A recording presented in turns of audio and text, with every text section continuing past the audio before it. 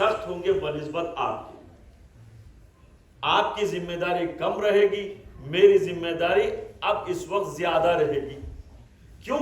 اس لیے کہ اگر خدا نہ خواستہ میں کوئی ایسا غلط جملہ بتا دوں یا کوئی ایسا غلط عقیدہ آپ کے دل میں ڈال دوں یا کوئی ایسا غلط فقہی مسئلہ آپ کو بتا دوں, جب تک آپ اس مسئلے پر عمل کرتے رہیں گے, جب تک آپ اس غلط, نعوذ باللہ کہہ رہا ہوں جان بوجھ کر, اگر کوئی غلط میں عقیدہ بتا دوں, غلط فقہی مسئلہ بتا دوں یا غلط تاریخی کسی طرح سے آپ کو سمجھا دوں, اب جب تک اس پر ایمان رکھتے رہیں گے, جب تک اس پر عمل کرتے رہیں گے, اس کا گناہ مجھے جائے گا, آپ کو نہیں.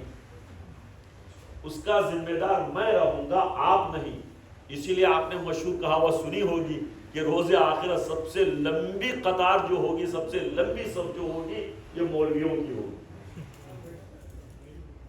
یہ سچی بات ہے, یہ حقیقت بات ہے, اس میں شک بھی نہیں ہے. البتہ یہاں پر یہ بات بھی عرض کرتا چلوں کہ جتنی ذمہ داری اس کی ہوگی, مولوی کو جتنی ذمہ داری کے ساتھ اکاؤنٹیبلٹی اس کو دینی پڑے گی, اسی طرح سے اسے ریوارڈ بھی اس کو اتنا ہی ملے گا. ریوارڈ بھی ایک ذمہ دار کو اتنا ہی ملے گا. میں ایک مثال دیتا ہوں. ظاہر سی بات ہے آپ لنڈن میں زندگی گزار رہے ہیں. لنڈن جو ہے نا بہرحال ایک دنیا کا فائنانشیل سینٹر مانا جاتا ہے, فائنینشیل ہب مانا جاتا ہے, بلکہ کارپوریٹ یہاں پہ بڑے بڑے کارپوریٹس ہیں, بڑی بڑی کمپنیاں ہیں, ملٹی نیشنل کمپنیز ہیں. یہاں پر ہوتا کیا ہے, وقت مقررہ پر ایک کلرک بھی جاتا ہے, ایک مینیجر بھی جاتا ہے, ایک سینئر مینیجر بھی جاتا ہے, ایک سی ای او بھی جاتا ہے. ٹائمنگ الگ تو نہیں ہے نا. صبح سے مثال کے طور پر ہر کمپنی کی ایک ٹائمنگ ہوتی ہے, 9 بجے سے لے کر 5 بجے فار ایگزامپل. ایک کلرک یا پیون جو باہر جو واچ مین ہے اس کو بھی 9 بجے سے 5 بجے تک جانا ہے. ایک کلرک کو بھی 9 بجے سے 5 بجے تک جانا ہے. ایک مینیجر کو بھی 9 بجے سے 5 بجے تک جانا ہے. ایک سینئر ڈائریکٹر کو بھی جو 9 بجے سے 5 بجے جانا ہے. ایک سی ای او کو بھی 9 بجے سے 5 بجے جانا ہے. لیکن یہاں پر واچ مین کی جو ذمہ داری ہے وہ ایک کلرک کی نہیں ہوگی. جو کلرک کی ذمہ داری ہے وہ مینیجر کی برابر نہیں ہوگی. اب مینیجر کی جو ذمہ داری ہے وہ سی ای او کے برابر نہیں ہوگی. اب یہاں پر دیکھیں سلسلہ کس طرح سے ہے کہ کام سب کر رہے ہیں لیکن ذمہ داریاں الگ الگ ہیں. سب کی برابر کی ذمہ داری ہرگز نہیں ہے. اب اسی اعتبار سے اب اگر غلطی ہوتی ہے, آپ نے کہیں دیکھا کہ آپ نے کلرک کو پکڑ کے اس کو جو نا سیک کر دیا ہو, اس کو جو نا نکال دیا, اس کو فائر کر دیا, کہا کہ نہیں پہلے مینیجر کو پکڑا جائے گا. بھائی جس ڈپارٹمنٹ کا وہ مینیجر ہے, اگر اس ڈپارٹمنٹ نے غلطی کی ہے تو سب سے پہلے مینیجر کو پکڑا جائے گا. اگر وہ غلطی اور بھی بڑی ہے تو سی ای او اس کا ذمہ دار ہوگا. بورڈ آف ڈائریکٹر سی ای او کو بلائیں گے, کلرک کو نہیں بلائیں گے. صحیح تو کہہ رہا ہوں نا. بورڈ آف ڈائریکٹر کسی بھی کمپنی اگر ٹھپ ہو جاتی ہے تو بورڈ آف ڈائریکٹر کی میٹنگ جو ہوگی تو اس وقت نہ کلرک کو بلایا جائے گا نہ مینیجر کو بلایا جائے گا. کس کو بلایا جائے گا؟ جو سی ای او ہوگا, جو ایگزیکٹو آفیسر ہوگا, اس کو بلایا جائے گا. اب اس ساری چیز کا ذمہ دار کون ہوگا؟ سی ای او ہوگا.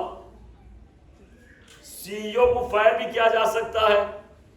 اب اس کے برعکس اگر وہ کمپنی کامیاب ہو جاتی ہے, سود زیادہ دیتی ہے, نفع زیادہ دیتی ہے, پروفیٹیبلٹی زیادہ اگر اس کمپنی دکھاتی ہے, تو بیچارے کلرک کو تو چھوٹی سی بونس ملے گی, مینیجر کو تھوڑی اور زیادہ ملے گی.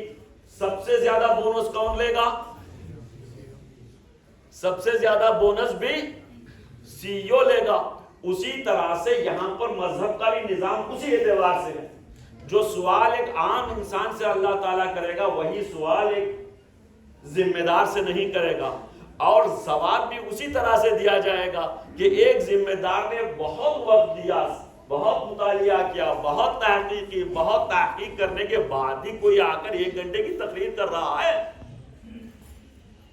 کہ نہیں. لیکن یہ اور بات میں یہاں پہ نعوذ باللہ کسی کی توہین کرنا نہیں چاہتا. یہ اور بات کہ 1 گھنٹے کی اتنی محنت کی اس ساری تحقیق کی، بہت ساری کتابوں کا مطالعہ کیا، تحقیق کی، آپ کی طرح آیا، تقریر کی، اگر خدا نہ خواستہ اس کے دل میں ذرہ کھوٹ پیدا ہو جائے کہ میں پیسے زیادہ لوں گا، میں پیسوں کی خاطر، اگر اس سینٹر میں پیسہ مجھے زیادہ ملتا ہے، مجھے اچھی تقریر کرنی ہے، اس سینٹر نے سب سے زیادہ مجھے جو نا معاوضہ دیا ہے، میں اور زیادہ تحقیق کر کے اور اچھی مجلس پڑھوں گا، اگر یہ نیت پیدا ہو جائے گی تو خدا کہے گا کہ جا وہی پیسہ تیرے ظاہر سی بات ہے. یہ جو ہے نا، یہ کوئی لاجک، بہت کمپلیکیٹڈ لاجک والی بات نہیں ہے. ایک ہی معاوضہ ہوگا، دو معاوضے ہوں گے کیا؟ تنخواہ ایک ہی ملے گی، تنخواہ یا تو یہاں سے لے لو یا تو شہزادی سے لے لو. صلوات پڑھے محمد والے محمد.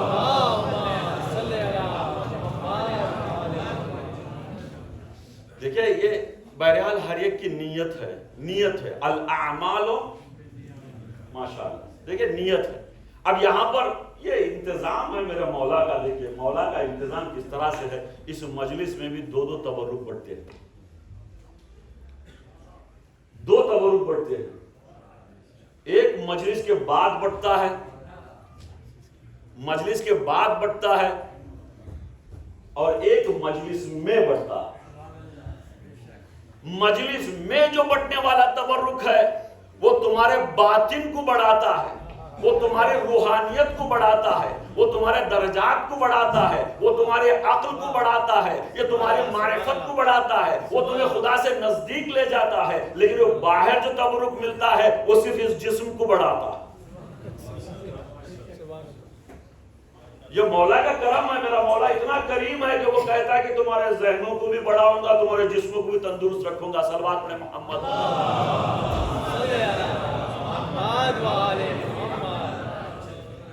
تو عزیزان محترم، اس موضوع کے تحت ہم آگے بڑھتے ہیں کہ جس میں اللہ تعالیٰ نے انسان کو چاہتا کیا ہے. اللہ تعالیٰ دیکھیں ایک انسان، میں نے بتا دیا پچھلی مجلسوں میں کہ انسان سے بہتر کوئی مخلوق نہیں. یہ تو کنفرم بات ہے، انسان سے بہتر کوئی مخلوق نہیں.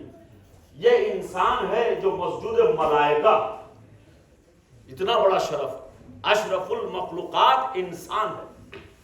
دیکھیے دنیا میں بھی کیا ہوتا ہے.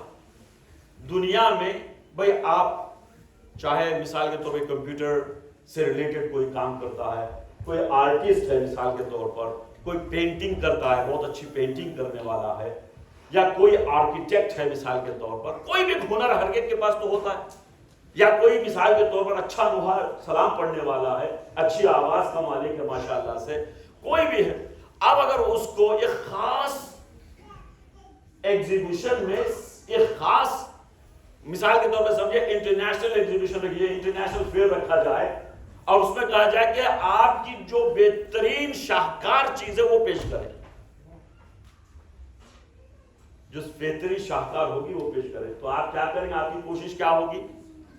آپ کی پوری زندگی میں جو بھی آپ نے بہتر کیا ہوا ہے اس بہتر کا انتخاب کریں گے، اس بہتر کا انتخاب کر کے لا کے رکھیں گے. اب جتنے بھی اس نے نوحے زندگی میں پڑے ہوں، لیکن اب چونکہ وہ ایک انٹرنیشنل لیول پر جو ہے نا وہ منعقد ہوا ہے، تو اس اعتبار سے کیا کریں گے بھائی؟ آپ کا بہترین مرثیہ چن کر لائیں گے کہ نہیں؟ جو آپ کو بہتر لگے، سب سے بہتر لگے. سینکڑوں آپ نے ہزاروں مرثیے پڑھے ہوں گے زندگی میں، ہزاروں آپ نے نوحے پڑھے ہوں گے، ہزاروں سلام پڑھے ہوں گے، ہزاروں قصیدے پڑھے ہوں گے، لیکن اس وقت جو کیا کریں گے؟ بہتر چن کر لائیں گے. ایک پینٹر کیا کرے گا؟ بہترین جو اس کی تصویر اس نے جو بنائی ہے، جو بہترین پینٹنگ اس نے کی ہے وہ ڈسپلے کرے گا، چھوٹی موٹی نہیں کرے گا. ایک آرکیٹیکٹ جو ہے نا اپنا بہترین آرکیٹیکچرل جو اس نے ڈیزائن کیا ہے وہ رکھے گا. اگر کوئی ایپ ڈیولپر ہے تو وہ کیا کرے گا؟ بہت سارے ایپ ممکن ہے اس نے بنائے ہوں، لیکن اس کا جو بہترین ایپ وہ اپنے آپ کو سمجھتا ہے یہ میرا بہترین ایپ ہے، وہ رکھے گا. اور جب وہ رکھے گا تو مجھے بتائیے گا کہ وہ چاہتا ہے کہ وہ خراب دکھائی دے، وہ چاہتا ہے کہ وہ فیل ہو جائے، وہ چاہتا ہے کہ اس کی پینٹنگ کو کوئی پسند نہ کرے، وہ چاہتا ہے کہ اس کی پینٹنگ کوڑے میں ڈال دی جائے، وہ چاہتا ہے کہ اس کی جو ہے نا جو ایپ اس نے ڈیولپ کیا ہے اس کو کوئی پسند نہ کرے اس کو جو ریجیکٹ کر دے، نہیں، بلکہ وہ چاہتا ہے کہ میں نے جو تخلیق کی ہے، میں نے جو پینٹنگ کریٹ کی ہے، میں نے جو آرٹ کریٹ کیا ہے، میں نے جو شاہکار کے طور پہ جو چیز بنائی ہے، اس کی سب تعریف بھی کریں، اس کو سب پسند بھی کریں، بلکہ اس کا ہی انتخاب ہو۔ ہزاروں پارٹیسپینٹس ہو سکتے ہیں، لیکن ہر کوئی کیا چاہتا ہے کہ وہ اپنی چیز کا انتخاب کرے، وہ اپنی تخلیق کا بہترین انتخاب کرے۔ تو اذان محترم مجھے کہنے دیجئے، جب اللہ تعالیٰ خود کہہ رہا ہے کہ میری سینکڑوں ہزاروں لاکھوں کروڑوں تخلیقات میں یہ انسان بہترین تخلیق ہے، بہترین تخلیق ہے، پھر اللہ کہہ رہا ہے تبارک اللہ احسن الخالقین، میں تو سب سے بہتر خلق کرنے والا ہوں، میرے سب سے بہترین خلق میں یہ انسان میری بہترین شہکار ہے، یہ انسان میرا بہترین جو ہے نا نمونہ ہے۔ تو مجھے بتائیں کہ اللہ چاہتا ہے اتنا بہترین انسان، اتنا اعلیٰ ترین انسان، اتنا عظیم ترین انسان وہ جہنم میں ڈالا جائے؟ ہرگز خدا نہیں چاہتا، ہرگز خدا نہیں چاہتا کہ اپنی شاہکار کو جہنم میں ڈالے، بلکہ اللہ چاہتا ہے کہ اپنا بہترین مخلوق جنت میں جائے۔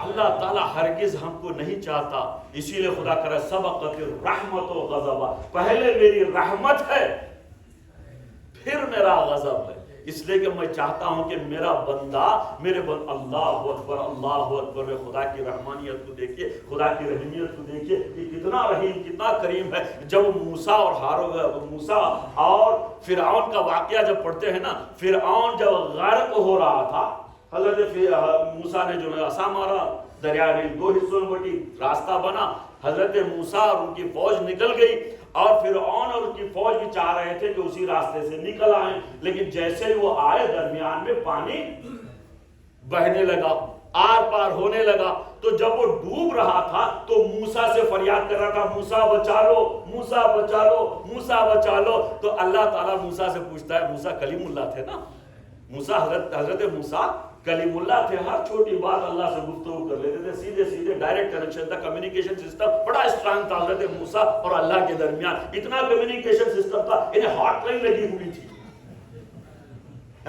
ہاٹ لائن لگی ہوئی تھی، جب چاہے گفتگو کر لیتے تھے۔ اب اللہ موسیٰ سے پوچھتا ہے، موسیٰ بیچارہ تو برا رہا تھا تم کو، فرعون جو خود کو خدا کا دعویٰ کرنے والا، خود کو خدا سمجھنے والا، خود کو جو ہے نا کیا کہہ رہا تھا اپنے آپ کو، انا ربکم الاعلی، میں تمہارا سب سے بڑا رب ہوں، یہ دعویٰ کرنے والا حضرت موسیٰ سے پکارا تھا، بچا لو بچا لو۔ موسیٰ تم نے کیوں نہیں بچایا، تم نے کیوں نہیں بچایا؟ تو حضرت موسیٰ کہتے ہیں، اے پروردگارا میں کیسے بچاتا، وہ میرا دشمن تھا، وہ تیرے خدائی کا دعویٰ کر رہا تھا، وہ تو اپنے آپ کو خدا کہہ رہا تھا، میں اس کو کیسے بچاتا؟ کہ اللہ تعالیٰ سنیے گا، اپنے اللہ کی جو ہے کہ رحمانیت کو سمجھے گا۔ اللہ تعالیٰ کہتا ہے، اے موسیٰ تم میں اور مجھ میں فرق یہی تو ہے، تم میں اور مجھ میں فرق یہی تو ہے، اے کاش کہ وہ جب تک تم کو پکارا اس کے بجائے ایک مرتبہ مجھے پکار لیتا، وہی فرعون اگر ایک مرتبہ مجھے پکار لیتا تو شاید میں اسے بچا لیتا۔ تو خدا اس لیے کہتا ہے کہ اے میرے لا تقنطوا من رحمت اللہ، اے میرے بندے میری بارگاہ سے، میری رحمت سے تو نا امید ہرگز نہ ہو، لا تقنطوا من رحمت اللہ، اے میرے بندے تو میری رحمت سے ہرگز نا امید نہ ہو، لا تقنطوا من رحمت اللہ ان اللہ یغفر الذنوب جميعا، اگر وہ چاہے تو تیرے سارے گناہ معاف کر سکتا ہے۔ لا تقنطوا من رحمت اللہ، سب سے بڑا گناہ پتا ہے کیا ہے؟ سب سے بڑا گناہ شرک کے بعد جو سب سے بڑا گناہ شمار کیا جاتا ہے، دیکھیں ہم جب اگر میں پوچھوں آپ سے ابھی اس وقت میں اگر میں پوچھوں کہ بھائی گناہ کبیرہ کیا ہے، یہ کہتے ہیں نا کہ گریٹر سنز کیا ہے، گناہ کبیرہ کیا ہے، آپ فوراً پہلے کیا کہیں گے؟ زنا، کیا کہیں گے؟ چوری، کیا کہیں گے؟ قتل۔ یہ تو 8ویں 9ویں 10ویں نمبر کی بات ہے، سب سے پہلا گناہ شرک ہے. اللہ شرک ہر حالت میں معاف نہیں کرتا. یہی تو مسئلہ تھا نا فرعون کا. فرعون اگر وہ شرک چھوڑ کر ایک مرتبہ یا اللہ لا الہ الا اللہ کہہ دیتا تو اللہ اس کو بھی بچا لیتا. شرک سب سے بڑا گناہ. شرک کے بعد جو دوسرا جو سب سے بڑا گناہ ہے وہ اللہ کی بارگاہ سے نا امید ہو جانا. اللہ کی بارگاہ سے نا امید ہو جانا یہ سب سے بڑا گناہ. خدا تو کہہ رہا ہے کہ میری رحمت کھلی ہوئی ہے اے میرے بندے. اللہ اکبر. دیکھیے دنیا کے قانون میں اور اللہ کے قانون میں بہت بڑا فرق. دنیا کے قانون جو بنتے ہیں نا تو وہ کوئی کرائم روک نہیں سکتے. در حقیقت ایک کرائم جب ہوتا ہے اس کے خلاف اگر ایک قانون بنتا ہے تو وہ قانون توڑنے کے لیے بہت تیار ہو جاتے ہیں دوسرے کسی نہ کسی کہیں کرپشن کے ذریعے سے کہیں چھپا کے کہیں انجانے میں. اب دیکھیے فطری بات بتاتا ہوں سنیے. یہ ہم سب جس میں مبتلا ہوتے ہیں عام طور پہ معذرت کے ساتھ کہ بھائی ہر روڈ پہ سپیڈ لیمٹ ہے کہ نہیں ہے. ہر روڈ پہ یہاں پہ تو آپ موٹر وے پہ بھی جائیے سپیڈ لیمٹ ہے 70 مائلز کے آگے نہیں جا سکتے ایون موٹر وے پہ. اب یہاں کے جو لندن کے جو نا اکثر اب تو 20 مائلز کر دیے یعنی پیدل رینگتے ہوئے چلنے کے لیے ہے نا. لیکن ہوتا کیا ہے آپ عام طور پہ ہم سب آگے نکل جاتے ہیں یعنی 30 کی لیمٹ ہو تو 35-40 پہ چل رہے ہوتے ہیں. لیکن کیا ہو رہا ہوتا ہے جیسے ہی آپ نے کیمرے کا دیکھا جیسے آپ نے کیمرہ سائن دیکھا آپ کا بریک لگا. یہ کیا بتا رہا ہے بھائی قانون ہم مان رہے ہیں لیکن قانون توڑ بھی رہے ہیں. قانون کے خلاف ورزی نہیں کر رہے ہیں قانون توڑ بھی رہے ہیں. دنیا کے قانون میں جب تک کہ قانون دان یا قانون کو انفورس کرنے والے آپ کو دیکھ نہیں رہے ہوں گے اس وقت تک ہم توڑتے رہیں گے توڑنے کی کوشش کرتے رہیں گے. یہ انسان کی فطرت کی بات بتا رہا ہوں. یہ توڑنے کی کوشش کرتے رہیں گے. لیکن اللہ کے قانون جب دل میں اتر آتا ہے تو چاہے وہ تنہا ہی کیوں نہ ہو کوئی اکیلا ہی کیوں نہ ہو جیسے ہی اس کو پتا چلتا ہے کہ یہ اللہ کے نزدیک حرام ہے تو اب وہاں پر کسی کو دیکھنے کی ضرورت نہیں ہے. روزہ ماہ رمضان کا روزہ رکھا ماہ رمضان کا روزہ رکھا آپ اکیلے ہیں کوئی ساتھ نہیں ہے کوئی دیکھنے والا نہیں ہے. پیاس کی شدت ہے پانی نہیں پی رہے ہیں. کیوں نہیں پی رہے ہیں کوئی دیکھنے والا تو نہیں ہے. کہا کہ نہیں یہ اللہ کا قانون ہے. یہ مذہب میں اور دنیا کے قانون میں فرق یہی ہے کہ جب ہم اللہ کے قانون پر عمل کرنے لگتے ہیں تو وہاں پر کسی کی پرواہ نہیں کرتے کہ کون دیکھ رہا ہے کون نہیں دیکھ رہا ہے. اس لیے کہ ہمارا یہ عقیدہ ہے کہ وہ دیکھ رہا ہے نا. یہ ہمارا عقیدہ ہے کہ وہ دیکھ رہا ہے. لہذا اذان محترم دنیا کا قانون الگ ہے لیکن اللہ کا قانون کچھ الگ ہے. تو خدا تعالیٰ نے اس انسان کو بہترین مخلوق بنا کر بھیجا بہتر سے اعلیٰ ترین مخلوق بنا کر بھیجا. لہذا خدا تعالیٰ نے اس کو خوبصورت بھی بنا کر بھیجا پرفیکشن کے ساتھ. آپ تصور میں لائیں اپنے آپ کو سوچ لیں کہ ہر چیز ہر عضو ہر پارٹ ہمارا اس کی مناسب جگہ پر. آنکھ ایک ہوتی تو کیا ہوتا ذرا سوچیں. ناک یہاں کے بجائے یہاں پہ ہوتی تو کیا ہوتا سوچیں. کان ایک ہوتا تو کیا ہوتا سوچیں. ایک ہاتھ والے ہوتے تو کیا ہوتا سوچیں. ایک ٹانگ والے ہوتے تو کیا ہوتا سوچیں. یعنی کتنا اپروپریٹ ہے. دیکھیں ہمارا اللہ کا نظام اللہ کا ڈیزائن اللہ اکبر کتنا بہترین ڈیزائنر ہے. وہ اس کے ڈیزائن کا مقابلہ کوئی نہیں کرتا. یہاں تک کہ دیکھیے بہت بڑا ڈیزائنر ہے خدا. حضرت نوح کو اللہ حضرت خدا نے حضرت نوح کو جب کشتی بنانے کا حکم دیا تو کہا اصنع الفلک اے نوح کشتی بناؤ. تم بنانا ڈیزائن میں دے رہا ہوں. یعنی اللہ اس کا ڈیزائنر تھا نوح اس کے بنانے والے تھے. اس لیے کہ اس سے بہتر کوئی ڈیزائنر نہیں ہو سکتا. میں نے کل کی مجلس میں بھی اشارہ کیا کہ ایک ایسا بہترین کمپیوٹر سسٹم اللہ نے بنایا ایک ایسا بہترین ہارڈ ویئر سسٹم بنایا ہے کہ 1400 سال بعد تک بھی جو بھی ترقی ہوتی جائے اس میں وہ کمپیٹیبلٹی ہے کہ وہ ایکسپٹ کر سکے.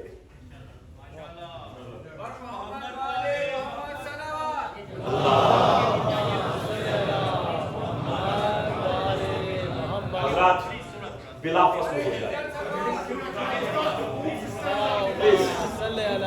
प्लीज आप इस बात को समझें कि भाई मेहरबानी होगी।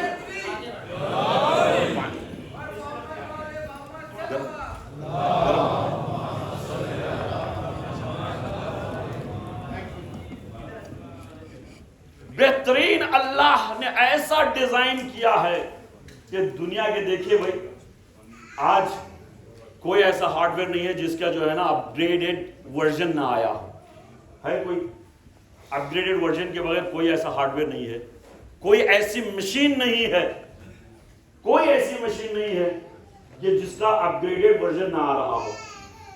बल्कि आईफोन वालों ने, बल्कि आईफोन क्या आजकल जितने भी स्मार्टफोन बनाने वाले हैं वो हर साल नया नया अपग्रेड लेते हैं, अपग्रेड देते हैं, ताकि अपग्रेडेड वर्जन देते हैं ताकि आप पैसा खर्च करते जाएं, उनके जेबों में पैसा जाता जाए, है कि नहीं? ये अपग्रेडेड वर्जन्स बनते जाते हैं।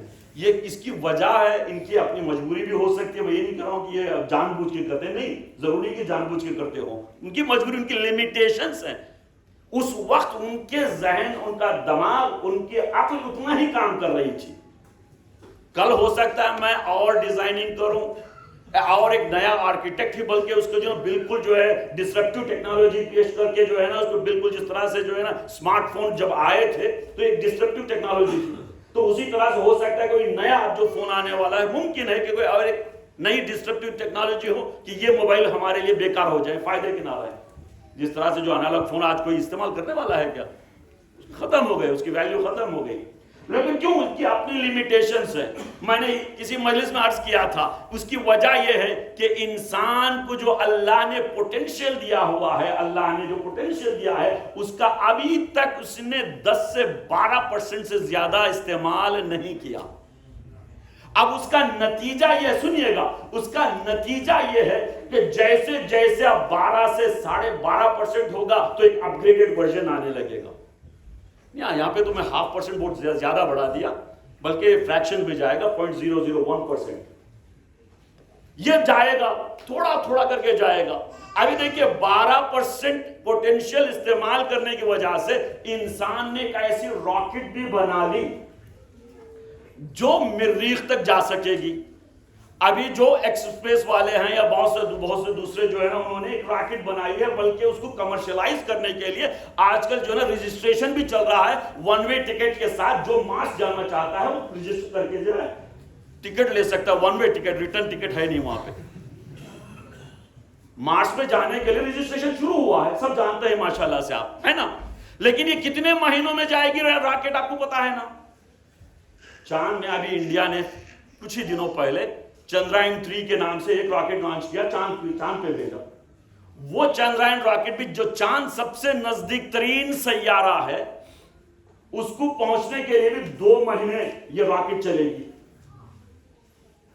एटमॉस्फेयर को छोड़कर पूरी स्पेस को ट्रैवल करते हुए 2 महीने लगेंगे चांद पर पहुंचने के लिए। अभी भी पता नहीं कि वो सक्सेसफुली लैंड होगी भी कि नहीं, 2 महीने लगेंगे। ये 12% अक्ल का इस्तेमाल जब होगा तो चांद जो सबसे नजदीक तरीन सैयारा है, आप जरा गौर से सुनिएगा और अपने रहबरों के हक में और अपने रहबरों के लिए ये अपने आप को फख्र कीजिएगा कि हम किसके मानने वाले हैं, किस मजहब के मानने वाले हैं।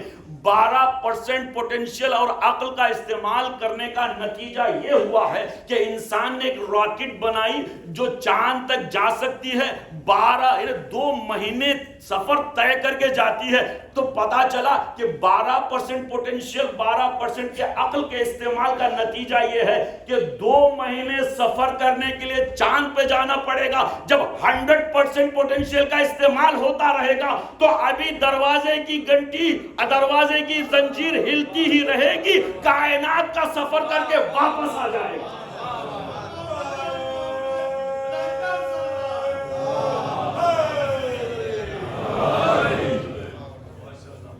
अब समझ में आया ना कि ये जो शबे हिजरत, ये जो शबे मेराज, यानी खुद हजरत आयशा फरमाती हैं कि जो दरवाजे की कुंडी है वो अभी हिल ही रही थी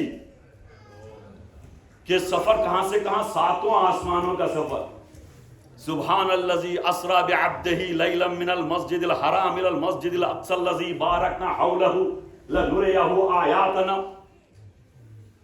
پاک و پاکیزہ ہے وہ ذات جس نے مسجد الحرام سے مسجد الاقصی کا سفر، مسجد الاقصی سے پھر پہلے آسمان، دوسرا آسمان، تیسرا، چوتھا، ساتویں آسمان تک پہنچے، یہاں تک کہ کعبہ قوسین کی منزل پر پہنچ گئے. کعبہ قوسین سے او ادنا، اس سے بھی قریب کا فاصلہ بھی آ گیا، اور اس سے قریب کے فاصلہ بھی جب آ گیا تو پھر گفتگو بھی ہوئی، کنورسیشن بھی ہوئی، آپس میں میسیجز بھی جو رد و بدل ہوئے، اور وہ میسیجز لے کر واپس بھی آ گیا. اتنا کم فاصلہ اسی وقت ممکن ہے جب یہ 100% پوٹینشیل کا استعمال ہوتا. نعرہ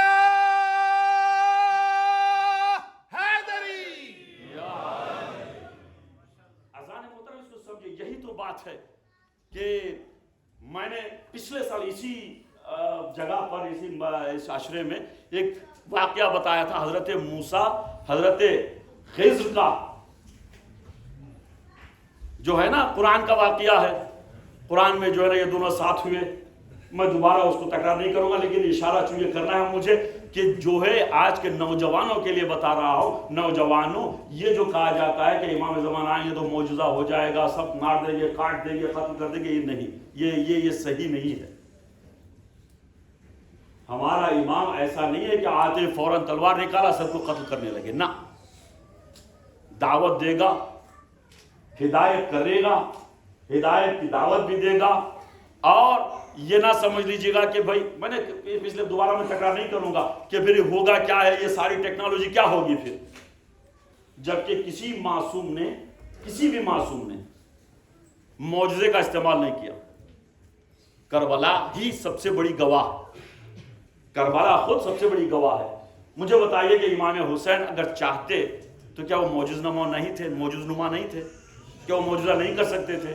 بھئی اسماعیل کے پیروں سے رگڑے جانے کی وجہ سے چشمے نکل آتے ہیں، تو فخر اسماعیل اگر چاہتا تو کیا کربلا کے صحرا میں چشمے نہیں نکال سکتا تھا؟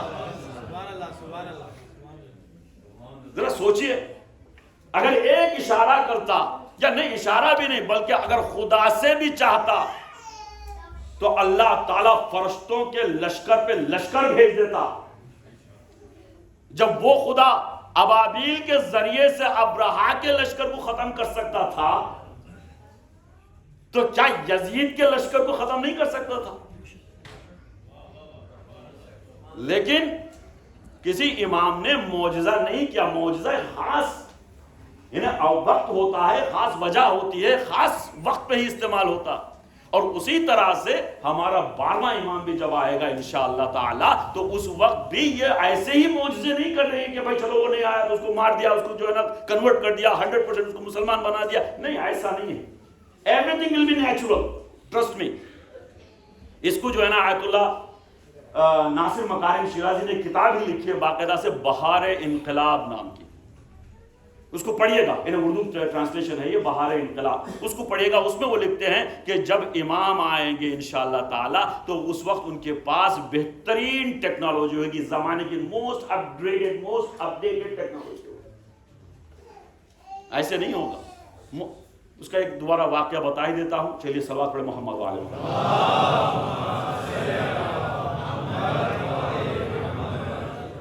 ربط ہے تو بتا رہا ہوں کہ حضرت موسیٰ اور حضرت خضر کی ملاقات ہوئی. کہاں؟ جب حضرت موسیٰ جا رہے تھے تو ان کی ملاقات ہوئی. فوجد عبدا من عبادنا، کہ حضرت موسیٰ نے ایک عبد کو، ایک بندے کو دیکھا، ان سے ملاقات کی اور یہ ساتھ ہونے لگے. تو سارے شیعہ سنی سب کے سب یہ بتاتے ہیں کہ وہ حضرت خضر تھے. جو حضرت موسیٰ کے ساتھ ہوئے تھے وہ حضرت خضر تھے. جب ساتھ ہو رہے تھے تو حضرت خضر نے بتایا کہ دیکھو میرے ساتھ ہونا اتنا آسان نہیں ہے. جب علم زیادہ ہوتا ہے نا، اور ایک بات یہاں پر ایک سائیکالوجی کے بیس پر بتا رہا ہوں، سب سے بڑا عذاب کیا ہے پتا ہے؟ سب سے بڑا عذاب کیا ہو سکتا ہے پتا ہے؟ ایک بڑے سے بڑے عالم کو، عالم سے مراد یہ امامے والے نہیں، یہ مت سوچ لے گا، عالم نالجبل پرسن، سب سے بڑے عالم کو، جس نے ڈبل پی ایچ ڈی کی ہو، جس نے جنہوں بہت ساری پی ایچ ڈیاں کی ہوں، بہت بڑا عالم ہو، بڑے سے بڑے عالم کو بڑے سے بڑے جاہل کے ساتھ رکھ دیتے، یہ سب سے بڑا عذاب ہے۔ جاہل خاموش نہیں رہتا، بلا وجہ کے کچھ نہ کچھ سوال کرتے رہے گا، چھوٹی چھوٹی باتیں جو بیسک بنیادی باتیں اگر کوئی پوچھے تو آپ کا کیا حال ہوگا بتائیے مجھے۔ میں اگر ابھی اس دور میں اگر پوچھوں بھائی تم کیا کر رہے ہیں، یہ کیا چیز ہے، اب سب ناراض ہو جائے گا، بھائی یہ وقت کون سا ہے، ممبر پہ بیٹھ کے آپ جو ہے نا اتنا بھی پتا نہیں ہے آپ کو یہ موبائل ہے، اس سے جو ہے ریکارڈنگ چل رہی ہے کہ نہیں۔ یہ جہالت کا سب سے بڑا بارز نمونہ ہے۔ تو حضرت خضر نے حضرت موسیٰ سے کہا کہ بھائی دیکھو تم میرے ساتھ ہونا اتنا آسان نہیں ہے۔ کہا کیوں نہیں، میں چاہتا ہوں کہ آپ کی ہمراہی میں آپ کے ساتھ ہو کر، آپ کا ہم سفر ہو کر میں بھی کچھ حاصل کروں، میں بھی کچھ سیکھ سکوں۔ تو حضرت خضر نے کہا 3 شرطوں پہ، کہا کیا، آپ خاموش رہیں گے، صبر کریں گے، سوال نہیں کریں گے۔ پہلی شرط نے کہا سوال نہیں کرنا، میرے ساتھ چلنا، سوال نہ کرنا۔ اچھا ٹھیک ہے، سوال نہیں کرتا۔ انہوں نے کہا ٹھیک ہے بھائی میں سوال نہیں کروں گا۔ ابھی گئے، نکلے، کشتی میں بیٹھے، چھید کر دیا حضرت خضر نے۔ پوچھا یہ کیا کر رہے ہیں، یہ کیا کر رہے ہیں؟ تو میں نے نہیں کہا سوال نہ کرنا، میں نے نہیں کہا تھا سوال نہ کرنا۔ اور آگے گئے، کیا ہوا؟ کہا کہ ایک دیوار تھی جو گر رہی تھی، اس دیوار کو انہوں نے بچا لیا، اور سارا گاؤں جو ہے نا وہ ناراض ہونے لگا کہ یہ کیوں کیا؟ کہ میں نے نہیں کہا تھا سوال نہ کرنا۔ بار بار تیسری بار سوال کیا، تیسری بار انہوں نے حضرت خضر نے کہا کہ ھذا فراق بینی و بینک، بھائی دیکھو تم کو میں نے کہا تھا کہ صبر کرو، سوال نہ کرنا، تم نے عہد توڑ دیا، تم نے جو وعدہ کیا تھا وہ توڑ دیا، اب کے بعد اب تمہارا راستہ الگ، میرا راستہ الگ۔ ھذا، قرآن کیا ہے، ھذا فراق بینی و بینک، یہ تمہارے اور میرے درمیان یہ جدائی کا وقت آ گیا ہے، تم اپنی طرف جانا، میں اپنی طرف جا رہا ہوں۔ اچھا، اب یہ دونوں بہرحال انجام کچھ اچھا نہیں رہا، دونوں میں جو ہے نا اتنی اچھی جو ہے گڈ بائی جس طرح سے ہونی چاہیے تھی، خدا کی جیسے ہونی چاہیے تھی، ہو نہیں پائی تھی، کچھ ناراض تھے دونوں۔ اور حضرت خضر اپنے آپ کو کیا سمجھ رہے یہاں پر؟ بہت بڑے جانکار، بہت زیادہ علم رکھنے والے، بہت ہی زیادہ ان کے پاس علم ہے، یہی تو ہے نا اس چیز سے واقعہ جو وہ ثابت ہوتا ہے۔ اور اتنے میں یہ دونوں واپس جانے ہی والے تھے کہ ایک پرندہ آتا ہے، پرندہ آ کر سمندر کے کنارے تھے ابھی، یہ پرندہ آ کر کچھ قطرے سمندر سے اٹھاتا ہے، چونچ میں اپنے منقار میں کچھ قطرے اٹھاتا ہے، ساحل کی طرف چھڑک دیتا ہے، جاتا ہے کچھ قطرے اٹھاتا ہے، ساحل پہ چھڑک دیتا ہے۔ ان دونوں کو کیوریاسٹی بڑھ گئی کہ it's not something normal, کہ ایک پرندہ ہے وہ جا کے کچھ ڈراپس پانی کے لے کے ساحل پہ چھڑک رہا ہے، بہرحال تھے تو پیغمبر بھی نا۔ تو وہ گویا ہوئے، پوچھے کہ اے پرندے بتائیے تو کیا کر رہا ہے، کیوں کر رہا ہے، سنیے کیوں کر رہا ہے، کیا کر رہا ہے۔ پرندہ گویا ہوا، پرندہ بولنے لگا، پرندہ بولتے ہوئے کہتا ہے کہ اے خضر جو اپنے آپ کو بہت بڑا عالم سمجھ رہے ہو، بہت بڑا سمجھدار سمجھ رہے ہو، دیکھو تمہارا علم ان قطروں کے برابر ہے، ان قطروں کے برابر ہے۔ جو تم اللہ کے ولی ہو، اس دور میں جو تم اللہ کے ولی ہو، تمہارا علم ان قطروں کے برابر ہے۔ جو آخری زمانے کا ولی آئے گا اس کا علم یہ سمندر کے برابر ہوگا۔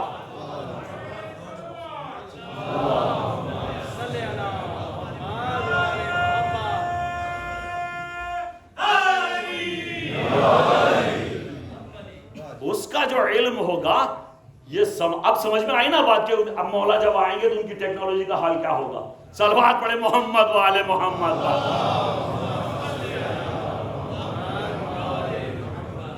تو عزیزان محترم، یہ انسان کو اللہ نے جو کمال عطا کیا، اس انسان کے پاس پوٹینشل، اور صرف انسان ہے جو ترقی پذیر ہے اور ترقی چاہتا ہے۔ اللہ نے اس کی فطرت میں، اس کی نیچر میں رکھا ہے کہ وہ ترقی کرتا جائے، وہ راضی نہ ہو، یعنی فطرتاً وہ راضی نہیں ہوتا. مثال کے طور پہ کہتا ہوں کہ یہ کتاب آپ نے پڑھی تو اس ایک کتاب پہ اکتفا نہیں کر رہی. انسان کی فطرت, ایک ہنر سیکھا تو اسی پر خاموش نہیں بیٹھتا, وہ کچھ نہ کچھ ایڈ کرنے کی کوشش کرتا, کچھ نہ کچھ آگے بڑھنے کی کوشش کرتا. یہ انسان کی فطرت ہے. تو لہٰذا جو انسان 1400 سال پہلے, یوں فرض کر لیں کہ بھئی اسٹون ایج کا انسان ہے, اسٹون ایج کا انسان کیا کرتا تھا؟ غار بنا لیتا تھا, غاروں میں رہتا تھا. لیکن اس وقت بھی اب جانوروں پر حملہ کرنے کے لیے نئے نئے اس نے جو ہے نا اوزار بنانے شروع کیے, پتھر کے ہی صحیح نئے نئے. اب ہر دور کو دیکھیے گا, بڑے بڑے میوزیمز میں جایا کیجیے گا, اچھے اس میں جو ہے نا سیکھنے کے, عبرت حاصل کرنے کے لیے جو ہے نا بہت ساری چیزیں ہوتی ہیں. اب کسی بھی میوزیم میں چلے جائیے گا, اب اولڈسٹ زمانے کے جو اوزار ملے ہیں ان کو دیکھیے گا, اور دھیرے دھیرے دیکھیے گا کس طرح سے ترقی کرتا گیا ہے, کس طرح سے ترقی کرتا گیا ہے ہر چیز میں, ہر چیز میں, یہاں تک کہ رہنے کے گھر میں. اب پرندے کو لے لیجئے مثال کے طور پہ, کوئی بھی پرندہ کیوں نہ ہو, جو گھر ہزاروں سال پہلے اسی پرندہ کے اجداد بناتے تھے, آج بھی وہی گھر بناتا. یہ آپ نے نہیں دیکھا کہ کوئی ایسا بندر مثال کے طور پر پیدا ہو گیا ہو جس نے اینٹ گاڑا اور اس پہ چھت ڈالنے کا سارا انتظام کیا, کہیں دیکھا ہے آپ نے؟ نہیں. کوئی ایسا پرندہ دیکھا ہے جس نے اپنا گھر جو ہے نا پرماننٹلی بنایا ہو, کانکریٹ کا بنا لیا ہو؟ نہیں. ان کو کوئی ایک جگہ چاہیے, اس میں تھوڑی بہت باریک باریک جو ہے نا ہیزون کی طرح جو ہے چھوٹے چھوٹے جو ہے نا لکڑیاں ڈال کے اس میں گھر بن جائے. یہی گھر ہوتے ہیں ان کے. صرف یہ حضرت انسان ہے جو کسی چیز پہ راضی نہیں ہوتے, کسی چیز پہ راضی نہیں ہوتے. اور یہ راضی نہیں ہوتے, یہ بھی سند ہے قرآن کی, بتا رہا ہوں سنیے گا. قرآن کی سند ہے کہ انسان اس دنیا میں راضی ہو ہی نہیں سکتا. ہماری ہی بات, ہماری اپنی مثال لے لیجئے گا.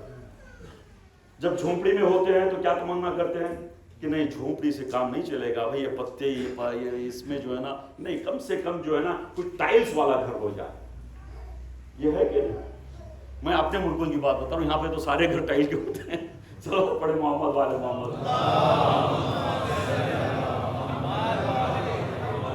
ایک کمرے, ایک بیڈ روم کا گھر ہوتا ہے تو فوراً ہمارے ذہن میں کیا ہے کہ ایک سے اب 2 کا ہونا چاہیے. کچھ سال گزارے 2 کا گھر, 2 کمرے کا گھر چاہیے. اب کچھ سال گزارے کہتے ہیں نہیں, ہر بیڈ روم کے ساتھ جو ہے نا کچھ اس کے ساتھ آن سویٹ بھی ہونا چاہیے کہ بھائی کہاں باہر جائے, ٹھنڈ ہوتی ہے, سردی ہوتی ہے, کچھ بھی ہوتا ہے, نہیں آن سویٹ ہونا چاہیے. چلو آن سویٹ بنا لیا. کہا کہ وہ چاہیے. کہا گاڑی خریدی, پہلے تو بائک, چلو بائک تو کیا سائیکل, 2 پہیے والا سائیکل, بائی سائیکل. وہ اب وہ جب مل جاتا ہے تو کہتے ہیں نہیں موٹر بائک چاہیے. یار آج اس زمانے میں کون پیڈل مارتا بھاگے, موٹر بائک چاہیے. موٹر بائک ملی, کہا کہ نہیں چھوٹی سی صحیح بارش میں فلاں پہ جو چھوٹی سی صحیح کار چاہیے. کام تو کار سے, کسی بھی کار سے چل سکتا ہے, کسی بھی ماڈل کی کار سے چل سکتا ہے, لیکن نہیں راضی نہیں ہوگا. کہا کہ ہم نے جناب ٹویوٹا خریدی ہے, آپ ٹویوٹا ٹائگو خریدی, آئیگو خریدی, جو بھی ہے, اور اس کے بعد کہا یارس خریدیں گے, پریوس خریدیں گے, اس کے بعد اور آگے بڑھتے جائیں گے, نئے نئے ماڈل کے خریدیں گے. کہا کہ ابھی الیکٹرک کا زمانہ ہے, الیکٹرک خریدیں گے, پتہ نہیں مرسیڈیز خریدیں گے, BMW خریدیں گے. آپ کی کوئی خواہش کم ہوتی ہی نہیں.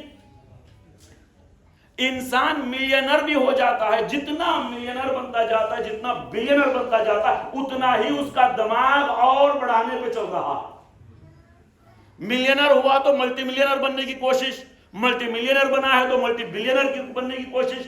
کوئی بھی دنیا کا سب سے بڑا یعنی دولت مند ترین انسان کو بھی اٹھا کر دیکھیے گا کہ ہر دن نئے نئے جو ہے نا پروجیکٹ لانچ کرے گا, نئے نئے بزنس لانچ کرے گا. خدا بھی کہہ رہا ہے, خدا بھی یہی تو کہہ رہا ہے کہ دیکھو اس دنیا میں تم راضی ہو ہی نہیں سکتے. اگر راضی کی زندگی چاہیے فَهُوَ فِي عِيشَةٍ رَاضِيَةٍ, صرف آخرت میں ایک راضی شدہ زندگی مل سکتی, صرف آخرت میں راضی شدہ زندگی مل سکتی. یہ صرف انسان ہے جو ترقی چاہتا ہے, آگے بڑھنا چاہتا ہے. انسان کے علاوہ کوئی شے نہیں ہے, کوئی مخلوق نہیں ہے. مثال فرشتے کی بھی میں نے بار بار مثال دی ہے کہ فرشتہ بھی, کوئی فرشتہ ایسا نہیں جو اس نے ترقی کی ہو. انہیں ایسا نہیں ملے گا, آپ کو پوری تاریخ میں نہیں ملے گا. مثال ملک الموت, جس آغاز خلقت سے لے کر آج تک اس کا کام ایک ہی ہے, کیا؟ موت. ملک الموت, روحوں کو قبض کرنا, اس کے سوا اس کی ترقی نہیں ہوئی. کوئی ترقی نہیں. وہی کام جو سجدے کے لیے خلق ہوا ہے وہ سجدے ہی کر رہے ہیں, جو رکوع کے لیے خلق ہوا ہے وہ رکوع ہی کر رہے ہیں. کوئی نہیں, صرف یہ انسان ہے جو ترقی کر سکتا, انسان ہے جو ایک چیز سے راضی نہیں ہو. لہٰذا عزیزان محترم, یہ جو میں ترقی کی بات کر رہا ہوں, ہم کو یہ نہیں سوچنا چاہیے کہ صرف دنیاوی اور مادی اعتبار سے ہم اپنی ترقی کو دیکھیں, صرف مادی اعتبار سے ترقی کو نہ دیکھیں. اگر میں نماز کسی وقت دیر پڑھتا ہوں مثال کے طور پر, کسی بھی وجہ سے کبھی قضا ہو جاتی ہے, تو کوشش ہے اس میں بھی ترقی ہونی چاہیے کہ پھر قضا نہ ہو. جب کوئی نماز قضا نہیں ہو رہی ہے تو اب یہ کوشش ہونا چاہیے کہ کہیں دیر بھی نہ ہو, نہ کہ آن ٹائم, ان ٹائم پڑھی جائے. یعنی ان ٹائم تو ہو رہی تھی لیکن آن ٹائم پڑھی جائے, جو اس کی فضیلت کا وقت ہے اس وقت پڑھی جائے. لیکن در حقیقت ہم کیا اس میں ترقی کر رہے ہیں؟ یعنی موریلٹی کے طور پہ, مورلی یا اسپریچولی ہماری ترقی ہو رہی. کبھی ہم نے پیمانہ کیا ہے, کبھی ہم نے پیمانہ کیا ہے, کبھی ہم نے ناپا ہے, دیکھا ہے کہ کیا ہم واقعی ترقی کر رہے ہیں؟ پیسے کے طور پہ تو میجریبل ہے, ٹھیک ہے میرے جو بینک بیلنس پچھلے سال 10,000 پاؤنڈ تھا, اس سال الحمدللہ 25,000 پاؤنڈ ہو گیا, یہ اس میجریبل آپ کو پتا چل گیا. ہم نے کبھی محاسبہ کیا ہے کہ پچھلے سال میری جو ہے نا 10 نمازیں قضا ہوئی تھی, اس سال الحمدللہ کوئی نماز قضا نہیں, کبھی ہم نے حساب رکھا؟ دیکھیے ہمارے استاد کہا کرتے تھے, کہتے ہیں کہ مسلمان کسی آیت پر عمل نہ کرے, ایک آیت ضرور ہے جس پر ضرور عمل کرتا ہے. ایک آیت ایسی ہے قرآن شریف کی جس پر ہر مسلمان عمل کرتا ہے. کوئی ہے بتا سکتا ہے؟ ماشاء اللہ, سبات بڑے محمد والے محمد. کلو وشربو پہ عمل ضرور ہوتا ہے, کھاؤ پیو.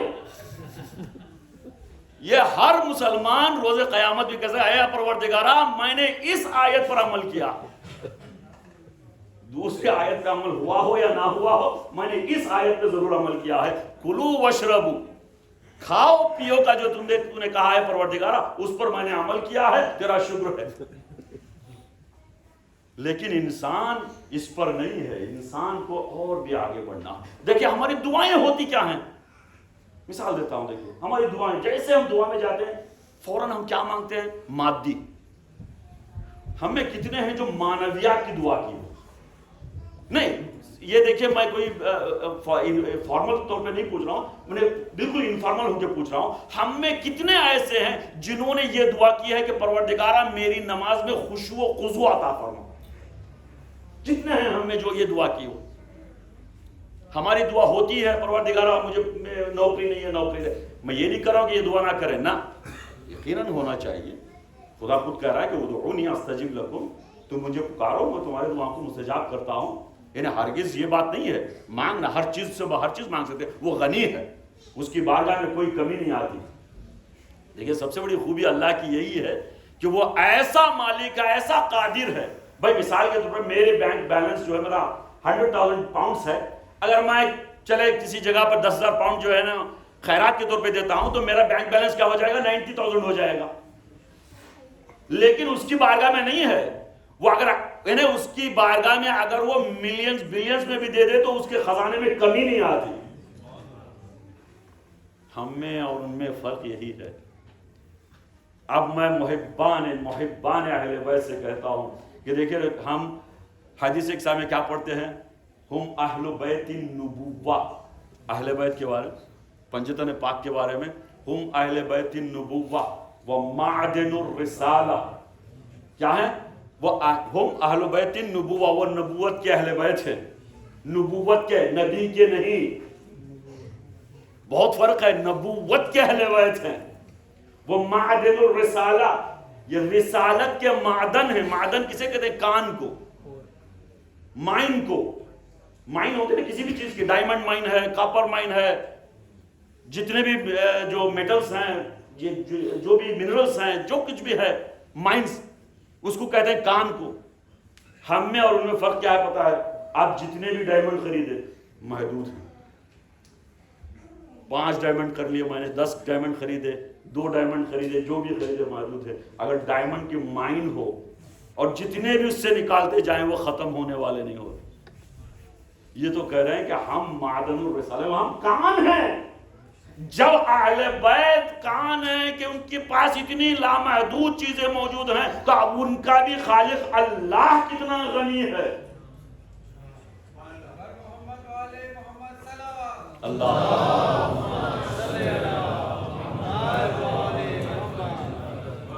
عزیزان محترم، یہ انسان ہے، یہ انسان ہے جو انسان ہی ترقی کر سکتا ہے. انسان مادیات میں بھی ترقی کر سکتا ہے، معنویات میں بھی ترقی کر سکتا ہے. اس میں محدودیت نہیں ہے کہ معنویات پر بھی ہمیں توجہ ہونی چاہیے، معنویات کی طرف بھی ہمیں جو ہے نا چاہت ہونی چاہیے. اسی لیے کہتا ہوں دیکھیں رزق کے بارے میں جب بھی کہا جاتا ہے نا کہ رزق، ہمارا تصور رزق سے کیا ہوتا ہے عام طور پہ؟ رزق جب کہتے ہیں یعنی میٹریلسٹک، مادی، کوئی چیز مادی ہو، چاہے وہ پیسے کو ہم رزق بولیں، کھانے پینے کی چیز کو رزق بولیں. رزق سے ہم جو عام طور پہ جو ہمارے ذہن میں جو بات آتی ہے کیا ہے؟ ایک مادی چیز. جبکہ دعاؤں کی طرف توجہ کریں گے تو مادیات نہیں ہیں. کوئی بھی دعا اٹھا کر دیں گے، مثال کے طور پر جو مشہور جو پڑھی جاتی ہے دعا، اللہم ارزقنا توفیق الطاعہ وبعد المعصیہ، کیا ہے؟ اے پروردگارہ رزق توفیق عطا فرما، تو اطاعت کی توفیق کا رزق عطا فرما. یعنی اطاعت، توفیق اطاعت خود ایک بہت بڑا رزق ہے. وبعد المعصیہ یعنی گناہوں سے دوری کا رزق عطا فرما، یعنی گناہوں سے دور ہو جاؤں میں. مادیات ہی رزق نہیں ہے، معنویات بھی بہت بڑی چیز ہے. اور دعا ایک ایسی چیز ہے زان محترم، دعا انسان کی کا سب سے بڑا سرمایہ. یہ میرا جملہ نہیں ہے. دعائے کمیل تو سب پڑھتے ہیں نا، دعائے کمیل تو سب نے سنی ہے کم سے کم. اللہ اکبر، اہل بیت کی بھی کیا شان ہے. وہ دیتے ہیں تو کس طرح سے دیتے ہیں پتہ ہے. دعا کس کی ہے؟ یہ دعا کس کی ہے؟ دعا یہ مولا کائنات، اور یہاں سے کمیل کہہ رہے ہیں. حقیقت میں جب ہم نے کبھی آپ نے سنا ہے کہ دعائے امیر المومنین پڑھتے ہیں؟ کیا کہتے ہیں؟ دعائے کمیل پڑھتے ہیں. یعنی جو مولا کے قریب جو ہو جاتا ہے، اتنا قریب جب ہو جاتا ہے، اس کو ایسا تحفہ دے دیتے ہیں کہ تا روز قیامت اس تحفے کے نام سے یاد کیا جاتا. دیکھیں مولا نے وہ دعا تعلیم دی تھی حضرت کمیل ابن زیاد کو، لیکن وہ دعا ہی دعائے کمیل بن گئی. حضرت سلمان قریب اتنے ہو گئے تھے، اتنے قریب ہو گئے تھے کہ رسول اللہ نے ایک نماز سکھائی اور وہ نماز ہی بن گئی نماز حضرت سلمان. جعفر طیار اتنے قریب ہو گئے اہل بیت کے، اتنے قریب ہو گئے کہ اب جو رسول اللہ نے انہیں ایک نماز سکھائی وہ نماز ہی بن گئی نماز جعفر طیار. یعنی جب وہ عطا کرتے ہیں تو پھر وہ چیز ذات ہی اصل بن جاتی ہے.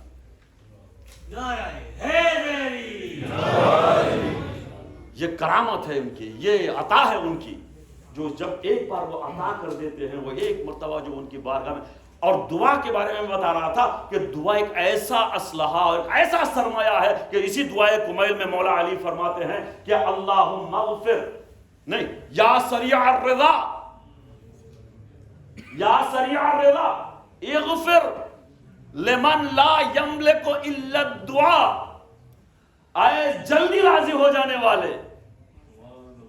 دیکھیے ماں کیا ہوتی ہے، ماں جتنی بھی بڑی غلطی کر لیں آپ، ایک مرتبہ ماں کو ہاتھ کھول کے اماں کہہ کے چلے جائیے، چاہے جتنا بھی ناراض کیوں نہ ہو ماں، جتنی بھی ناراض کیوں نہ ہو ماں. ایک مرتبہ ماں کو اپنی ممتا کے جو جوش ہوتا ہے، ممتا کا جو اس کے اندر جو جذبہ ہوتا ہے، اس کو جگا دیجئے. اماں کہہ کے کہہ دیجئے، اس کو اماں کہہ کے ہاتھ کھول کر اس کے پاس چلے جائیے گا. چاہے وہ جتنے غصے، جس غصے میں بھی ہو، جس حالت میں بھی ہو، وہ گلے لپیٹ لے گی، گلے لگا لے گی. یعنی بہت جلدی راضی ہو جانے والی ماں بھی باپ کی بنسبت. اس لیے بچے جو ہے نا ماں کا سہارا لیتے ہیں، باپ کے پاس جلدی نہیں جاتے، وہ جلدی راضی ہونے والی. یہ 70 ماؤں کی محبت رکھنے والا، 700 ماؤں کی محبت رکھنے والا، وہ کتنا جلدی راضی ہوتا ہے. اس لیے امام علی فرماتے ہیں یا سریع الرضا، یا بہت جلدی راضی ہو جانے والے، اغفر لمن لا یملک الا الدعاء، اس شخص کو معاف کر دے جس کا سرمایہ دعا کے سوا کچھ نہیں، جس کا سرمایہ، جس کا اثاثہ، جس کا ایسٹ دعا کے سوا کچھ نہیں۔ دعا بہت عظیم چیز ہے۔ خود حضرت علی علیہ السلام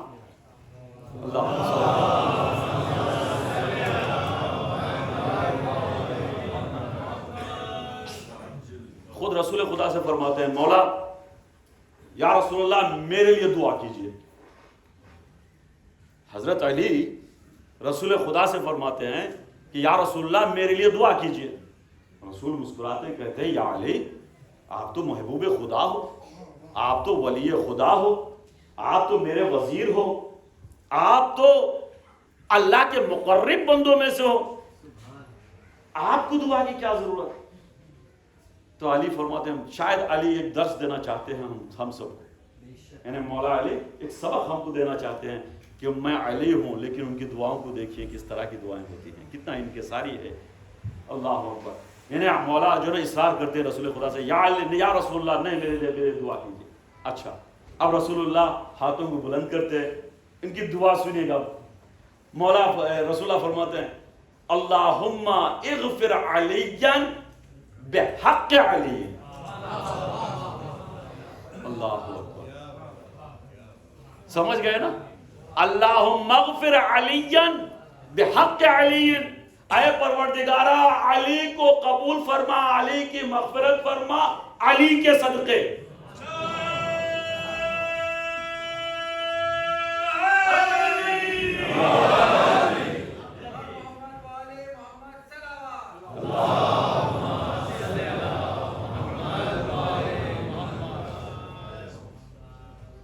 تو یہاں پر مولا علی خود فرماتے ہیں، مولا علی نے پوچھا یا رسول اللہ میرے لیے دعا اور میرے حق کے ذریعے، یعنی میرے واسطے سے میرے لیے دعا؟ تو رسول پھر مسکراتے ہیں۔ اللہ اکبر۔ اب سنیے مولائیو، رسول فرماتے ہیں یا علی نظر تو الی شمال فل جنوب، کہ فرماتے ہیں یا علی میں نے شمال کی طرف نظر کی، میں نے جنوب کی طرف نظر کی، میں نے مشرق کی طرف نظر کی، میں نے مغرب کی طرف نظر کی، میں نے اوپر نظر کی، میں نے نیچے نظر کی، سارے کائنات میں تیرے سے بہتر کوئی ملا ہی نہیں جس کو میں واسطہ بناؤں۔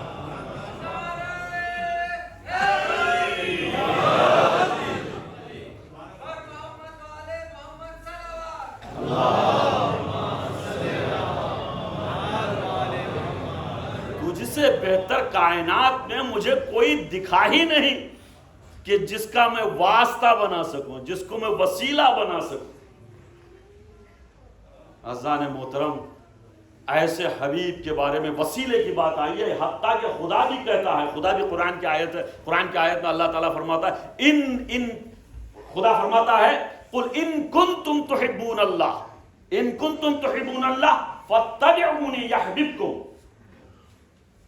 اگر تم اللہ سے محبت کرتے ہو، ان کنتم تحبون اللہ، ہم تو ڈائریکٹ اللہ سے جانا چاہتے ہیں نا، ہر چیز کو اللہ سے ڈائریکٹ کنیکشن، یہ اس کی میں مجلس پڑھوں گا انشاءاللہ کہ ڈائریکٹ کنیکشن کیا ممکن ہے کہ نہیں ہے، ڈائریکٹ اللہ سے کنیکشن۔ خدا کہہ رہا ہے کہ اگر تم اللہ سے محبت کرنا چاہتے ہیں، اگر تم مجھ اللہ سے محبت کرنا چاہتے ہو فاتبعونی، رسول کی اتباع کرو۔ خدا تو خود ایڈریس بتا رہا ہے، مجھ تک پہنچنے سے پہلے جاؤ رسول کے پاس، یعنی مجھے ڈائریکٹ میرے پاس مت آنا، تم رسول کے واسطے سے جاؤ، رسول کے ذریعے آؤ، رسول کے قریب سے آؤ، تو رسول کی طرف ڈائریکشن دے کے بتا رہا ہے خدا کہ تم رسول کی طرف چلے جاؤ۔ یحببکم اللہ، اگر تم رسول کے پاس گئے اور رسول تم سے راضی ہو گئے تو پھر یحببکم اللہ، یہ پھر خدا تمہارے سے محبت کرے گا۔ ہم نے پوچھا یا رسول اللہ ہم آپ سے کیسے محبت کریں؟ میں آ رہا ہوں اپنی مقصد کی طرف۔ یا رسول اللہ ہم آپ سے کیسے محبت کریں؟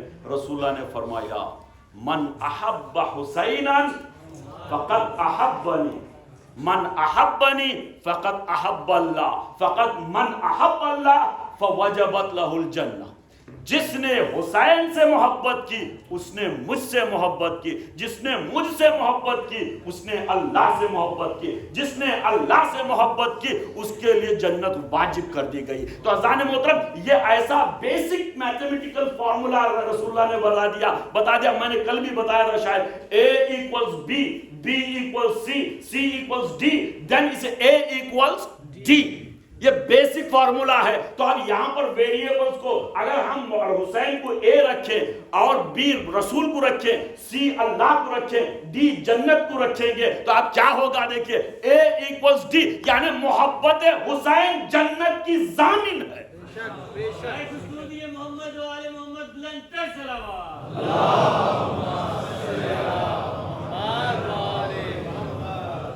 حسین کی محبت جنت کی ضامن ہے۔ یہ حسین ہے، یہ مقام ہے۔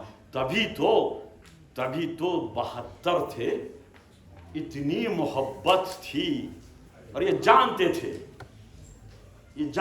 سب کے سب جانتے تھے کہ حسین سے محبت کتنا ضروری ہے، اور حسین کی محبت ہم کو کہاں تک لے جاتی ہے، حسین کی محبت ہمیں کہاں تک پہنچاتی ہے، یہ سب جانتے تھے۔ تبھی تو کہہ رہے ہیں حسین عجیب، یعنی شب عاشور بھی ایک عجیب واقعہ ہے۔ دیکھیے غدیر میں بیعت طلب کی گئی، غدیر میں رسول اللہ نے علی کی بیعت طلب کی، اور شب عاشور حسین بیعت اٹھا رہے۔ اور ایک جملہ بتا دوں یہاں پہ، اب میں مسائل ختم کر رہا ہوں، ایک جملہ اور آپ کی زحمت تمام۔ شب عاشور کا جملہ آپ کو یاد ہے نا، کہ امام حسین نے خود فرمایا کہ جو اصحاب مجھے ملے، جو صحابی مجھے ملے، میرے نہ نانا کو ملے، نہ میرے بابا کو ملے، نہ میرے بھائی کو ملے، یعنی کسی کو نہیں ملے۔ یعنی 72 میں 18 کو نکال دیجئے، 18 تو بنی ہاشم ہو گئے، صحیح کہہ رہا ہوں نا؟ 72 میں 18 کو نکال دیجئے تو بچے کتنے؟ 54، 54، یعنی 54 صحابی۔ میرا سوال ہے، اس کا مطلب حسین یہی کہنا چاہ رہے ہیں کہ دیکھو غدیر میں مجمع تو 1.25 لاکھ کا تھا، غدیر میں مجمع 1.25 لاکھ کا تھا، سب نے بقن بقن کہا، سب نے بقن بقن کہا، لیکن یہ کہنا کہ مجھے جو صحابی ملے وہ میرے بابا کو بھی نہیں ملے، اس کا مطلب یہ ہے کہ 1.25 لاکھ میں 54 بھی ایسے نہیں تھے جو حسین کے صحابیوں کی برابری کرتے، 54 بھی نہیں تھے جو امام حسین کے صحابیوں کی برابری کرتے، اس لیے کہ یہ وہ صحابی تھے جو حسین کی محبت ان کے دل میں آ چکی تھی، یہ حسین کی محبت میں مجذوب ہو چکے تھے۔ یہی نہیں، اصحاب میں، انصار میں، اسی لیے ہم بھی کیا کرتے ہیں، دیکھیں جو زیارت پڑھتے ہیں نا، وقت ختم ہو رہا ہے، میں کیا کروں، زیارت جو پڑھتے ہیں نا، کیا کرتے ہیں ہم، جو شہداء کربلا کی جو زیارت پڑھتے ہیں اس میں کیا کہتے ہیں، السلام علیکم یا انصارا دین اللہ، یا انصارا رسول اللہ، یا انصارا علی ولی اللہ، یا انصارا حسن، یعنی یہ سب کے انصار ہیں، یعنی یہ جو یہاں جو شہید ہوئے 54 جو انصار ہیں، یہ وہ انصار ہیں جو دین کے بھی انصار ہیں، دین کی انہوں نے نصرت کی، رسول کی نصرت کی ہے، علی کی نصرت کی ہے، امام حسن کی نصرت کی ہے، فاطمہ زہرا کے حق کی نصرت کی ہے، خدیجۃ الکبریٰ کی نصرت کی ہے۔ یہ معمولی صحابی نہیں تھے، انہی اصحاب میں سے زہیر ابن قائل ہیں، سعید ہیں، حبیب ابن مظاہر ہیں، حر ہیں، آزادارو، یہ ان میں سے ایک ہیں وہب کلبی، زہیر اور وہب کلبی، ان دونوں کے بارے میں بتانا چاہتا ہوں۔ زہیر ہمارے مسلک سے نہیں تھے، زہیر حالانکہ حضرت علی کے زمانے میں امام علی کے ساتھیوں میں سے تھے، ٹھیک ہے۔ اس کے بعد جب عثمانی دور آیا، یعنی عثمانی یہ نہیں، عثمانی نہیں، یعنی تیسرے خلیفہ عثمانی دور آیا، تو اس وقت وہ حضرت عثمان کے حامیوں میں سے ہو گئے، طلحہ و زبیر کی حمایت کرنے لگے۔ کون؟ زہیر ابن قائل۔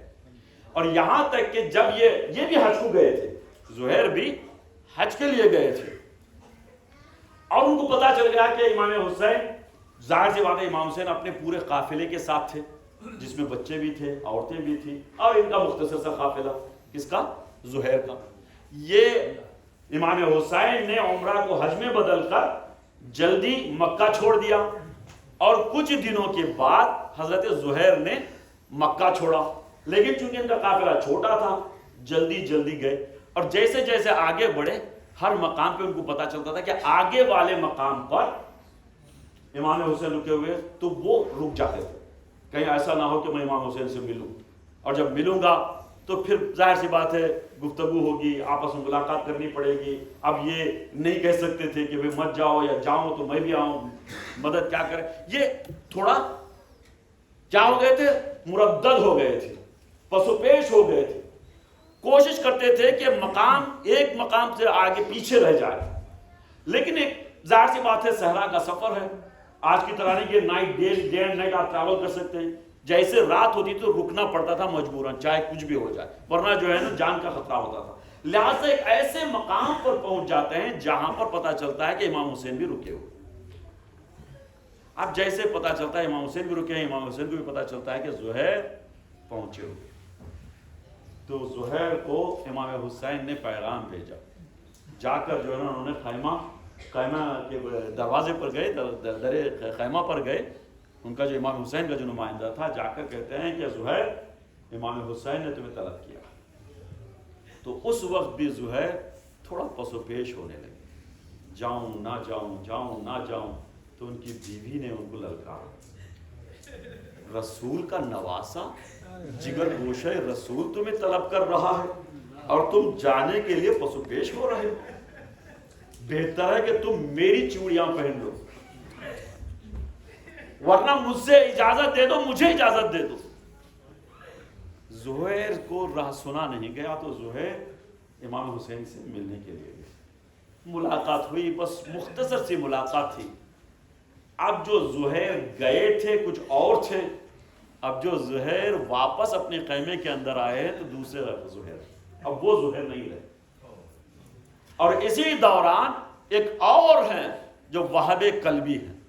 وہاب کلبی کا تعلق عیسائی فرقے سے، وہ مسیحی تھے، کرسچن تھے، لیکن جیسے ان کو پتا چلا راستے میں کہ نبی کا نواسا ہے، یعنی اسلام کے آخری رسول کا نواسا اس حالت میں کوفہ پہنچ رہا ہے، اس حالت میں پہنچ رہا ہے، تو اس وقت ان کی ماں نے، ان کی بیوی نے، جبکہ ابھی شادی ہوئی تھی، ان کی تازہ شادی ہوئی تھی، یہاں تک بعض بات ہے جو عرب جو ہے نا، جس طرح سے ہمارے یہاں بھی ہے مہندی لگاتے ہیں شادی میں، تو عرب بھی آج بھی لگاتے ہیں مہندی وغیرہ۔ روایت میں ملتا ہے کہ ان کی بیوی کی مہندی کا رنگ تک ابھی باقی تھا، وہاب کلبی کی بیوی کے ہاتھوں کی مہندی کا رنگ تک ابھی باقی تھا۔ جیسے پتا چلتا ہے تو وہاب کلبی کی ماں اور بیوی دونوں نے تیار کیا، حضرت وہاب کو بھی بھیج دیا۔ اب سنیے گا، اب یہ جو ایک ہیں حضرت زہیر اور وہاب کلبی انصار کے ساتھ ہیں، اصحاب کے ساتھ ہیں، اور زور کی نماز ہونے لگی، اور روز عاشور ہے، زور کی نماز ہے۔ ایک سعید ہے حضرت امام حسین کے صحابی، اور ایک زہیر ہیں، یہ دونوں ایسے ہیں کہ جماعت کی نماز ہو رہی ہے، تیر برسنا شروع ہو چکے۔ ظالموں نے یہ تک نہیں دیکھا کہ یہ نماز ہو رہی ہے، کم سے کم نماز تو پڑھنے دیتے، لیکن ظالموں نے نماز کی حالت میں تیر برسانے شروع کر دیے۔ تو کیا ہوا کہ کبھی سعید آگے بڑھتے ہیں، تیروں کو اپنے سینے پر لیتے ہیں، کبھی زہیر آگے بڑھتے ہیں، تیروں کو اپنے سینے پہ لیتے ہیں، یہاں تک تاریخ بتاتی ہے کہ جیسے ہی حسین کا سجدہ آخر مکمل ہوا، حضرت زہیر کے اور حضرت سعید کے سینے میں اتنے تیر پیوست ہو چکے تھے کہ اب وہ کھڑے رہنے کی تاب نہیں رکھتے تھے۔ جیسے ہی سلام آخر پیش کیا حسین، حضرت زہیر زمین کربلا پر گرتے ہیں، فرماتے ہیں مولا مجھے معاف کر دینا، مولا میرے آقا مجھے معاف کرنا، بس اطمینان مجھے دلا دیجئے کہ آپ کی نماز مکمل ہو گئی۔ حسین آگے بڑھتے ہیں، کیا دیکھتے ہیں کہ حسین دیکھتے ہیں کہ زہیر کا سینہ چھنی چھنی ہو چکا ہے، تیر برسے ہوئے ہیں۔ ایک ذاکر بیان کرتے ہیں کہ ان کے تیروں میں سے 2 تیر ایسے تھے جو زہیر کے آنکھوں میں پیوست تھے، آنکھوں میں پیوست تھے۔ حسین نے چاہا کہ ان تیروں کو نکالے اور پھر رومال فاطمہ زہیر کے آنکھوں میں باندھا۔ یہ تھے آخری وقت، زہیر نے کہا مولا میرا آخری سلام قبول کر لیجئے، اگر سعادت ملی تو میں روز آخرت آپ کے ساتھ رہوں گا۔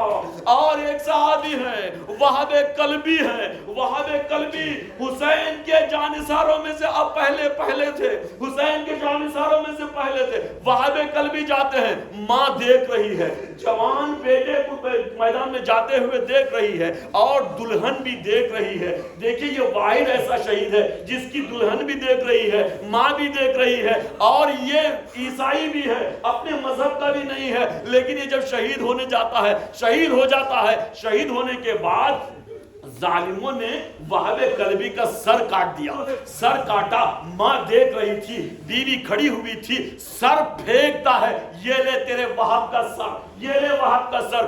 ماں نے سر کو اٹھایا، ہاتھوں میں لیا، پوچھا، مٹی صاف کی، خون صاف کیا، بوسہ لیا، بوسہ لے کر پھر واپس کر دیتی ہے، کہتی ہے میں نے میرے بیٹے کا صدقہ میرے حسین پر سے نکالا ہے، جو صدقہ ہم دے دیتے ہیں ہم لیتے نہیں، ہم لیتے نہیں۔ اب اتنے میں جیسے ہی اس نے للکارا، ظالم کے لشکر کو للکارا، یہ پہلی خاتون ہے کربلا کی، یہ پہلی خاتون ہے کربلا کی جس نے ظالم کے لشکر کو للکارا، للکارنے کے ساتھ ساتھ ایک شمشیر بھی ہاتھ میں لی، شمشیر لے کر مقابلہ کیا اور میدان میں وہ شہید ہوئی۔ پہلی شہیدہ ہے حضرت وہب قلبی کی ماں۔ اللہ اکبر، یہ مقام ہے شہداء کا، یہ مقام ہے شہداء کا۔ اتنے میں حسین آتے ہیں، حسین آ کر اس ماں کے قریب بھی جاتے ہیں اور وہب قلبی کے جسم مطہر کو گلے سے لگاتے ہیں اور وہب قلبی کی بیوی کو تسلی بھی دیتے ہیں اور اسے دلاسا بھی دیتے ہیں۔ میں کہوں گا مولا یہ وہب قلبی کی بیوی ہے جو دلہن بھی ہے، آپ اسے سہارا دے رہے ہیں، دلاسا دے رہے، مولا ایک وقت وہ بھی آئے گا کہ آپ کے عباس کا سر کاٹ دیا جائے گا، عباس کی بیوی بھی موجود ہوگی، قاسم کا سر بھی کاٹ دیا جائے گا، قاسم کی دلہن بھی ہوگی، لیکن ہائے رے ظالموں کا ظلم۔ لعنت اللہ علی القوم الظالمین، سيعلم الذين ظلموا أي منقلب ينقلبون. ناظر حسين.